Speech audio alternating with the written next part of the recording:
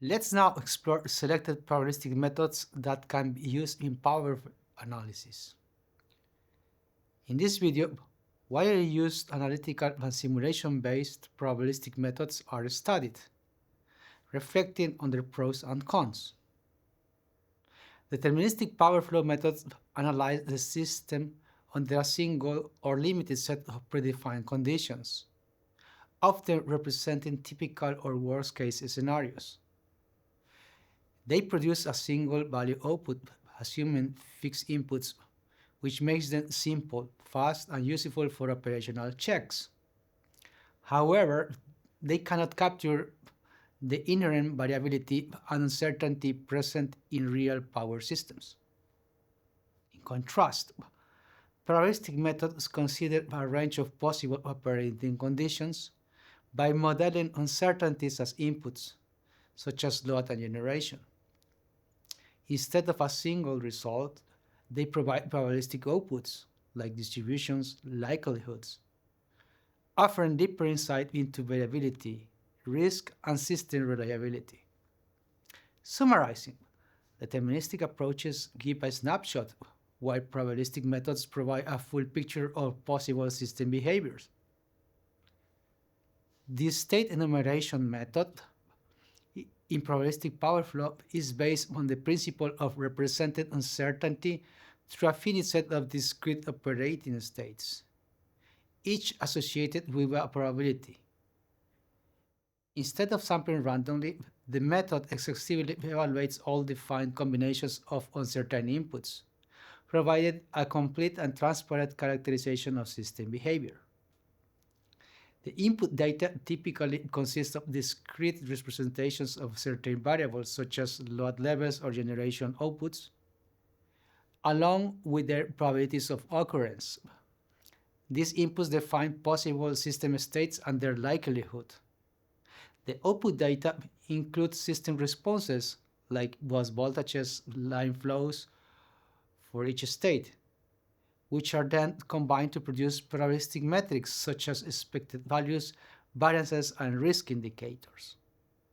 Generally speaking, the method starts with the definition of certain inputs and their discretization into states with probabilities. Next, all possible combinations of these states are enumerated. Next, a deterministic power flow calculation for each state is done. The results are then combined according to their probabilities to compute probabilistic indexes. The method can become computationally intensive for large systems with many uncertain variables. The state enumeration method in probabilistic power flow is valued for its deterministic completeness and interpretability. Every defined state is explicitly evaluated, yielding insightful probabilistic metrics without sampling error and a clear mapping between inputs and system responses. Its limitation lies in the exponential growth of states, making it computationally prohibitive as uncertainty dimensions increase, and in the need to discretize continued variables, which can limit realism. Examples of probabilistic indexes of a steady-state power system performance that can be obtained using state enumeration-based power flow include expected bus voltage magnitude and voltage deviation, voltage violation probability, that means for under or over voltage, expected line or transformer loading, probability of line or transformer overload, expected active and reactive power losses, congestion probability, likelihood of operating near limits. Let's consider an example operating condition concerning with a transmission line with a maximum capacity of 100 megawatt. Due to certain demand and generation, three operating states with their associated probabilities are defined, and only if state 3 exceeds the limit, so no congestion occurs.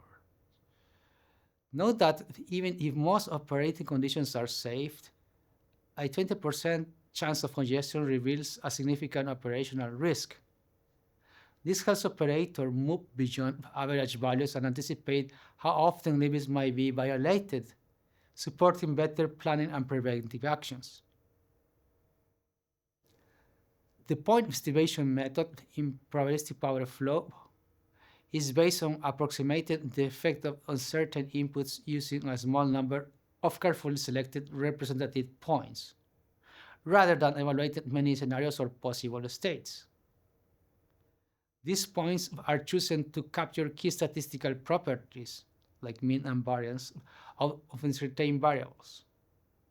The input data consists of uncertain variables like Liouville generation, described by their statistical moments, like mean, variance, and sometimes skewness, rather than full probabilistic distribution. The output data includes estimated probabilistic characteristics of system responses, like mean and variance of voltages or line flows, providing insight into expected performance and variability. The main steps of point estimate-based probabilistic power flow calculation are: first, define uncertain inputs and their statistical moments. Second, select estimation points and associated weights. Third, run deterministic power flow for each point. And fourth, combine results using weights to estimate output statistics. The probabilistic collocation method in probabilistic power flow approximates the impact of uncertain inputs by representing the system response as a polynomial function of selected collocation points.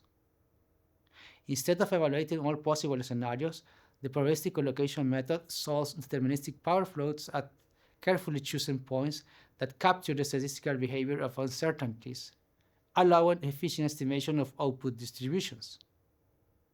The input data consists of uncertain variables like Liouville generation, described by the probability distributions, from which the collocation points are derived. The output data includes probabilistic characteristics of the system responses, such as expected values, variances, and approximate probability distributions of voltage and line flows.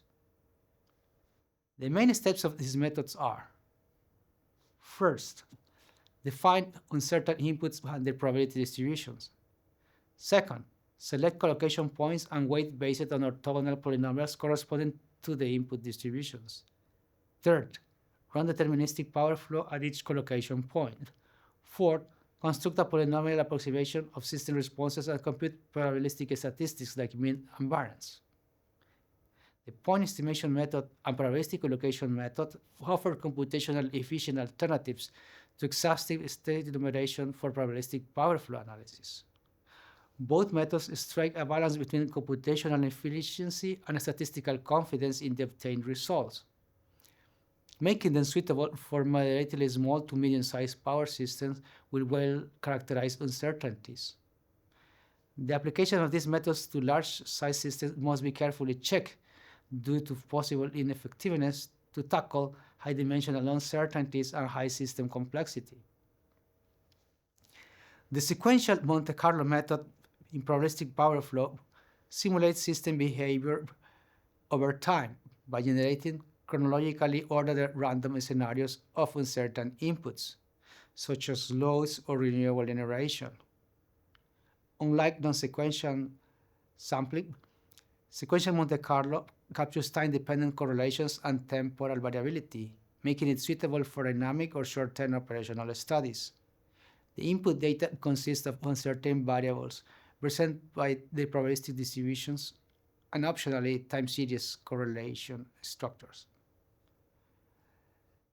The output data includes probabilistic characteristics of the system response over time, such as distributions, expected values, and probabilities of constraint violations for voltage, line flows, or losses.